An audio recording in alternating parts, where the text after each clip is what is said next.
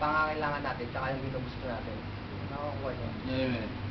Kumbaga, kung napagtagumpayan niyo yan, makikita niyo sa ibang sitwasyon, ganun din. Kumbaga, para sa isang istorya, nag-iiba lang yung bida, Tumataas yung level ng ano. pero ganun pa rin yung istorya, napapansin niyo. Kumbaga, paulit-ulit lang yung temptation, nag-iiba lang yung setting, yung mga tao. Kumbaga, paulit-ulit na ganun. Kumbaga, tulad sa kumbaga sa pain, di ba? Hindi na papakita sa kagad yung pain, lalagay yung yung magandang pagkain, di ba? Food. Usually ganun yung way ng kaya dapat maging Pagbantay. watchful tayo sa kasi kadalasan yung desire ng puso natin yung naging pain. So, yun. Kasi meron tayong maling paniniwala. Hindi napapansin, di ba? Sabi niya, masyado ginagamit na pain sa ating mga pangangailangan. Sa akin naman, di ba? Minsan iniisip natin mga Kristiyano, yung iba, yung mga maling paniniwala. Pag may dumating na sitwasyon, hindi bibigay sa akin ni Lord to, hindi ko kakayanin. Di ba wala namang binigay si Lord na masama, sasama ng anak niya. Kaya yung mga sinasabi na yung kung yung mga pangangailangan natin yung nagiging pain, yun na yung hudyat ng kalaban, diba? Kaaway, diba? Hindi si Lord ang gumawa nun. Kasi may mga paniniwala tayo na binigay sa akin ni Lord to, kakayanin mo to. Diba may mga ganong time na maling paniniwala. Kaya yung pag-worship sa Kanya, ulitin-uli na paalala na dapat sambahin ay nag-iisa, siya lang. Amen. Saka yung mga problema sa lupa, saka yung mga sinasabi niyang ampain sa tao na yung kalaban, nagiging tumataas yung level natin, di ba? Yung level. Kasi binibigyan tayo ng strength, ng lakas ng natin, ng Lord. Bagay yung binibigay sa atin na problema, para malampasan mo yun, siya pa rin tumutulong sa atin para lampasan yun. Hindi niya binigay sa iyo, kung hindi, pinaglabanan niya para sa iyo. Kung aligang may Diyos ka. Pagpapatunay na dapat i-worship mo sa lamang. Yun nga, okay, mga sinabi niya, yung kadagdagan sinabi ni tatay, di ba, pagka ini-imitate mo si Lord, pinamumuhay niya gagawin na. Pero kailangan tayo, yung mga albawa tayo, lagi natin sinusunod si Lord, ini-imitate natin siya. Talagang pagka may lumalapit sa atin na be-bless na, di ba? Pero kailangan maging mapagbantay din tayo. No? Kasi minsan, baka mamaya tayo na yung ina-idol nila, hindi na yung Lord. Di ba? Kasi tignan natin sa Acts 10:24-26.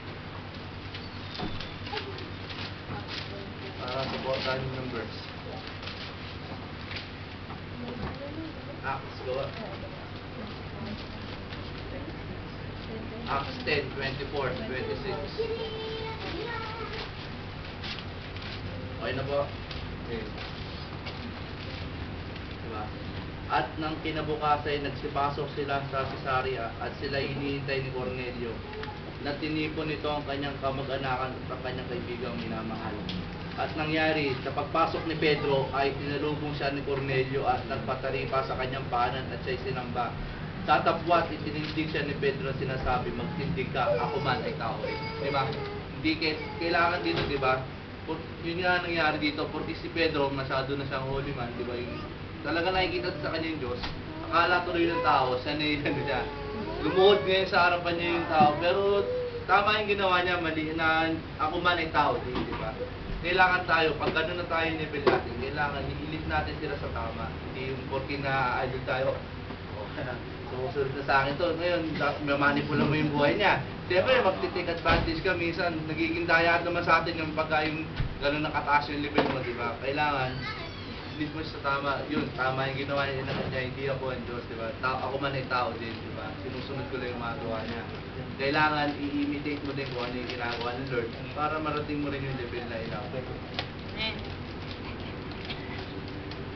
Okay, yan yung yung napasa niyo yung yung binasa ni Kuya Kel. Binasa ni Kuya Kel. Kaya nga kung babantayan niyo yan, kung nanamnamin niyo yung sinabi diyan nila ni Pedro mismo nung buhay pa sila. Si Pedro ba? Si Pedro ano? Si Pedro mismo nung buhay pa na wag niyo ako sambahin. Yan lang makikita nyo na kasi ang naging tradisyon nga natin is nasasamba natin yung mga hindi, yung mga katulad nila ng mga apostol.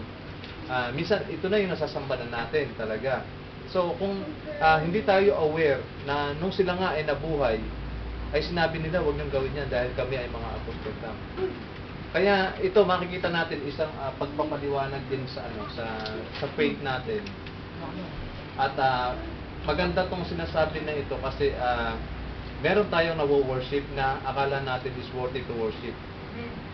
Pero ang lagi natin tatandaan, isa lang worthy worship.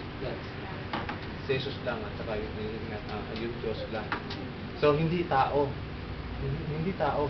Kaya minsan kung titingnan nyo yung ano na ito, yung sinabi sa Bible na ito, ito yung isang magandang pagpapaalis sa atin ng tabing upang tayo ay magkaroon tayo ng knowledge na ang talaga palang dapat natin i-worship ay ang Diyos lang. At ang dapat natin ay sambahin ay ang Diyos lang. Once na ang kahit isang bagay o isang ay niluhuran mo o kaya ay yung sinamba, sin, automatic yon. Dahil ang utos ng Diyos, ako lang ang iyong sasambahin. Kaya ito isang mainam at mabisa na pagpantanggal talaga sa ng veil o ng piring sa ating mga mata. Na dapat malaman natin kung sino yung dapat natin sambahin. Kasi marami tayo minsan nawo-worship o nawe-way natin ng worship na hindi pala dapat sila ang worshipin. At kung hindi natin kilala minsan ang tao, nakatulad ng kay Houston, yung sinabi ni bakit nagpapalitrato ng mga ito na kasama ako, hindi naman ako Kung hindi ganoon ang tao, ay maliligaw talaga tayo. Ito malinaw ang sinabi at nasa Biblia na sinasabi nila nung sila pa ay nabubuhay. Hindi kami wag kayong sumamba sa akin, hindi ako Diyos. Si di ba si Juan the Baptist, sabi niya, si John the Baptist, sabi niya hindi ako Misaya, ni yung pangtali nga ng niya, yung pagtanggal ng tali niya sa paa niya, hindi ako karapat-dapat. Ito, may narating na baptizo. Di ba nung si Jesus, sabi niya, hindi ako karapat-dapat Pero kung titingnan niyo kung i-manipulate ni John the Baptist yung time na iyon, ay pwede siyang maging for sa na God, kasi yung hulog na yung mga disciple niya, hulog na doon sa puso niya na siya na yung kinikilala talagang Bisaya at ang Diyos. Kaya sabi niya, hindi ako ang Bisaya, may darating pa sa akin. At kahit na yung tali ng panyapak niya, hindi ako karapat-dapat. Kaya dapat tayo ganun din. Kung time na tayo minsan ay nagamit tayo as nakapag-pray tayo sa tao. Kasi alam niyo tayo mga Kristiyano, hingian tayo ng prayer So pag na-pray natin at na-answer sila, minsan tayo ay napupuri. So yun, ingatan natin yun. Kasi minsan ang glory napupunta sa atin. Merong istorya diyan na isang hari na kinuha niya yung kapurihan na galing sa Diyos at nung time na iyon, parang inuud ba siya? Sorry, hindi ko Parang siya, isang leader siya. Kinuha niya yung kapurihan para sa Diyos.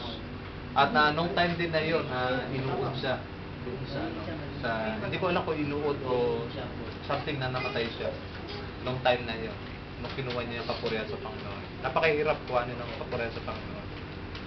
Lagi natin tandaan, tayo ay worshiper. Hindi tayo dapat kumuha ng worship ng Panginoon. Kaya si Satan, di ba? Kaya siya bumagsak dahil yung worship, gusto niya, yung worship sa Lord, siya yung ma-worship. Pero worshiper siya. Kaya delikado yung mga nasa worship team kasi pagka kayo gumaling na at hinahanga na kayo ng tao, baka mamaya darating ang panahon magkaroon na tayo ng pride na sinasabi natin, kung hindi sa akin, hindi tayo makakaabot doon sa Panginoon. So mali yan. Kaya tayo nagtitipon-tipon dito pagkalinggo is to worship God. Yun lang ang purpose natin. Ang God lang ang worshipin natin. Hindi tao, hindi pastor, hindi yung kasama natin. Amen. Kaya nga talaga pinakamaganda